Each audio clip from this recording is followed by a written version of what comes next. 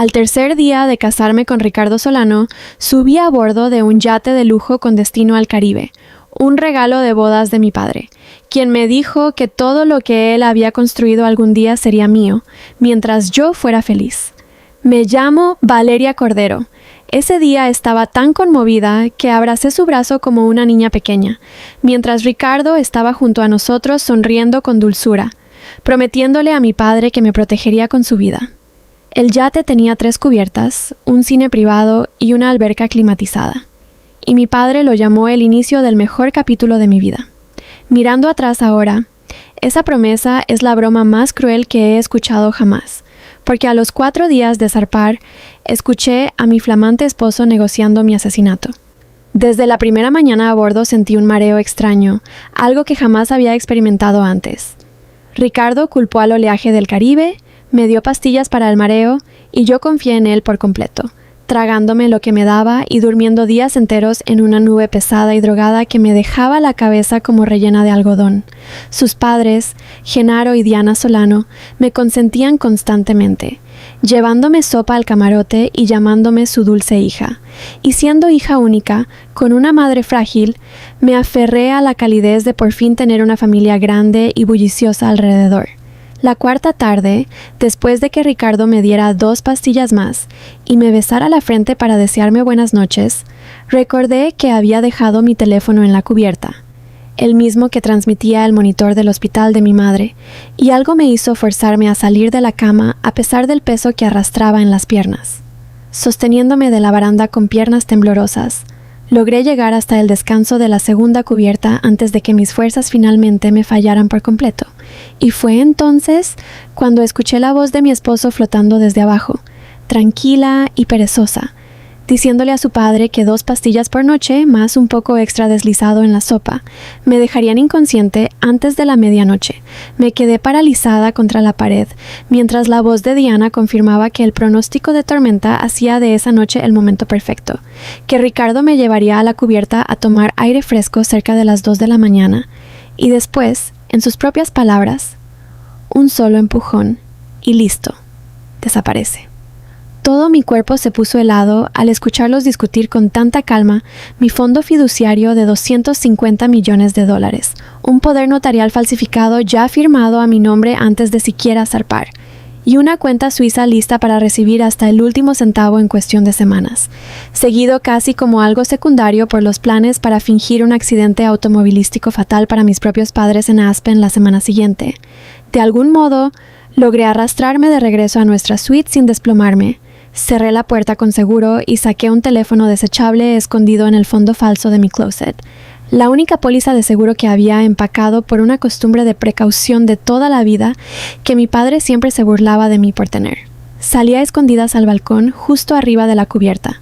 y grabé todo lo que pude escuchar, incluyendo un detalle nuevo y horrible, que Ricardo ya tenía a otra mujer esperándolo,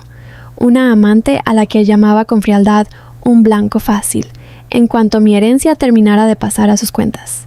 Esa misma noche, revisando su teléfono de respaldo, que había dejado sin seguro, encontré meses de mensajes explícitos con una mujer llamada Camila Bravo, junto con documentos legales falsificados y registros bancarios en el extranjero, todo lo cual fotografié con cuidado y programé para que se enviara automáticamente al FBI, al abogado de mi padre y al hospital de mi madre si no cancelaba el temporizador dentro de 24 horas. Esa tarde, una joven que traía el servicio a la habitación se quedó un momento de más junto a mi cama, presentándose solo como Denise, y esa misma noche tocó la puerta con un patrón en código y me dijo sin rodeos que sabía que me estaban drogando, y que ella era una agente encubierta investigando a la familia Solano, cuyo primo Damián se había casado 5 años antes con su propia hermana, Norma, en esa misma ruta de crucero, solo para que Norma desapareciera por la borda exactamente de la forma en que yo estaba a punto de desaparecer.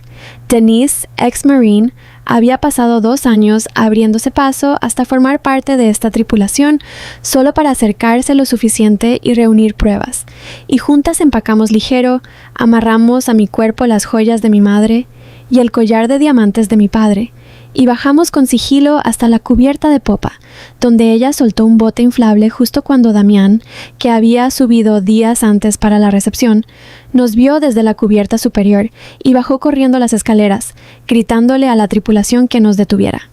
Nos lanzamos al agua negra con la lancha de Damián persiguiéndonos, y cuando se acercó tratando de agarrarme, lo cegué con gas pimienta, lo que mandó su bote girando sin control hasta estrellarse contra el nuestro con fuerza suficiente para tirarme al agua, antes de que Denise me sacara jalándome por la línea de seguridad.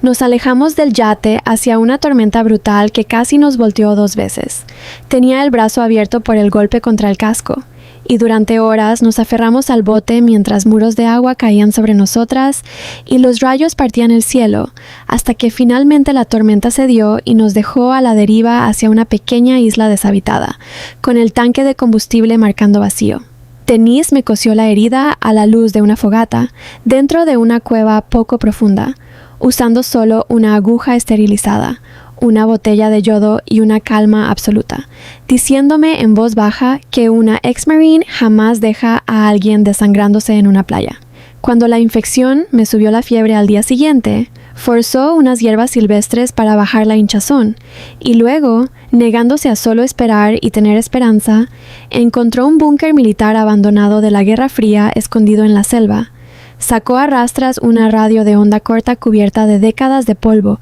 y, contra todo pronóstico, logró hacerla funcionar el tiempo suficiente para transmitir un llamado de auxilio que un guardacostas que pasaba por ahí finalmente respondió 90 minutos después. Un helicóptero de rescate nos sacó a ambas de esa isla, y en cuestión de días, el abogado de mi padre usó los documentos falsificados del poder notarial que yo había fotografiado para conseguir acceso legal discreto a la bóveda suiza donde Ricardo escondía su fortuna. Adentro, junto con registros de cuentas en el extranjero y pilas de pasaportes falsificados, encontramos algo que me revolvió el estómago para siempre. 7 bolsas de evidencia selladas, cada una con un mechón de cabello humano etiquetado con el nombre de una mujer y una fecha. Trofeos de una familia que llevaba 3 generaciones casándose con mujeres adineradas para después asesinarlas. La propia hermana de Denise, Norma, estaba entre ellas, su liga de cabello todavía guardada dentro de la bolsa, exactamente como Denise la recordaba. Debajo de un panel falso en esa misma bóveda, un libro de contabilidad escondido, escrito con la letra de Genaro, confirmaba cada blanco, cada pago y cada método, y en la última página estaba mi propio nombre, ya anotado como la más reciente entrada, valuada en $250 millones. Esperamos el momento en que Ricardo se sintiera más seguro, y llegó días después, cuando convocó a una conferencia de prensa entre lágrimas en Nueva York, de pie frente a las cámaras con un traje negro, asegurando que era un esposo devastado buscando desesperadamente a su esposa desaparecida, e incluso había fundado una organización benéfica en mi honor. Antes de eso, Denise y yo habíamos entregado en silencio la grabación y cada fotografía a una periodista de investigación que trabajaba con el FBI, quien arregló que nuestros propios archivos reemplazaran el montaje de la fundación programado en el sistema de video del salón. Justo cuando Ricardo se limpiaba una lágrima falsa frente a la multitud, la pantalla gigante detrás de él se puso negra y comenzó a reproducir la grabación de ese pasillo. Su propia voz prometiéndole a su madre que después de esa noche el numerito por fin terminaría, seguida de imágenes de las bolsas trofeo, los documentos falsificados y sus mensajes con Camila. Caminé desde el fondo del salón, me quité los lentes de sol y dejé que 300 periodistas vieran en tiempo real cómo se desmoronaba el rostro de mi esposo, mientras agentes federales inundaban la sala y le ponían esposas a él y a sus 2 padres, mientras su primo Damián era derribado tratando de escabullirse por una salida lateral. Camila misma se abrió paso entre la multitud de reporteros ese mismo día, con pruebas en video de que Ricardo también la había drogado a ella, sollozando que nunca supo que estaba casado y que había creído su historia de un matrimonio arreglado, infeliz y sin amor, del que ya estaba escapando. Descubrí que solo sentía lástima por otra mujer que casi se había convertido en la entrada número 8 de ese libro de contabilidad, y le dije con claridad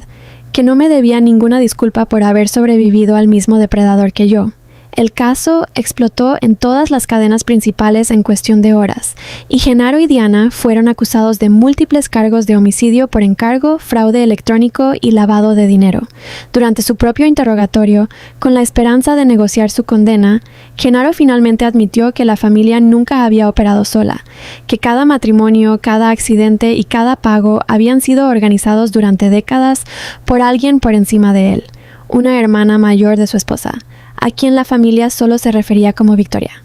Ricardo mismo fue declarado culpable de conspiración para cometer homicidio y fraude financiero, y sentenciado a cadena perpetua sin posibilidad de libertad condicional. Su disculpa entre lágrimas en la corte no encontró más que silencio en la sala.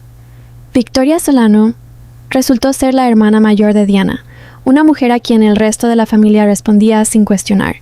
y la verdadera arquitecta detrás de una red internacional que llevaba 20 años cazando a depredadores con mujeres adineradas y aisladas en distintos continentes, usando antecedentes fabricados y encanto ensayado para vaciarles la fortuna antes de fingir accidentes trágicos que nunca levantaron sospechas. Denise y yo volamos a Ciudad de Panamá bajo la fachada de una conferencia de una fundación, rastreamos a Victoria hasta un club secreto desde donde manejaba su operación, y yo misma entré usando un micrófono oculto para que el FBI por fin pudiera armar un caso lo bastante sólido para actuar directamente contra ella.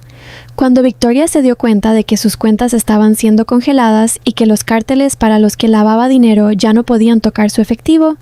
entró en pánico e intentó huir del país en un barco pesquero, pero los agentes federales la esperaban en un muelle de los Cayos de Florida. Al final, nos quedamos paradas en ese muelle viendo cómo se la llevaban esposada. Todo su imperio finalmente reducido a cenizas. Usé lo que quedaba de mi herencia para fundar una organización dedicada a proteger a mujeres de exactamente lo que casi me pasó a mí. Contraté a Denise para dirigir la división de seguridad y le di a mujeres como Camila un lugar donde reconstruir su vida en lugar de desaparecer en silencio entre las sombras del crimen de alguien más. En nuestros primeros meses recibimos cientos de solicitudes de ayuda.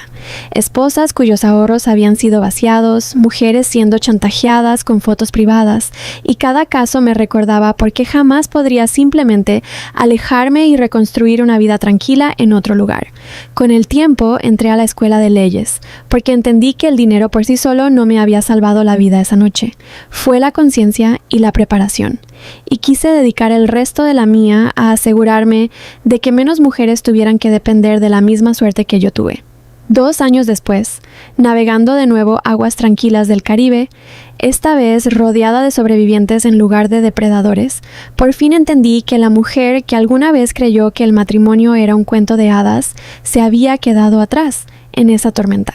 y que la que salió caminando de esa isla era alguien a quien nadie volvería a subestimar jamás.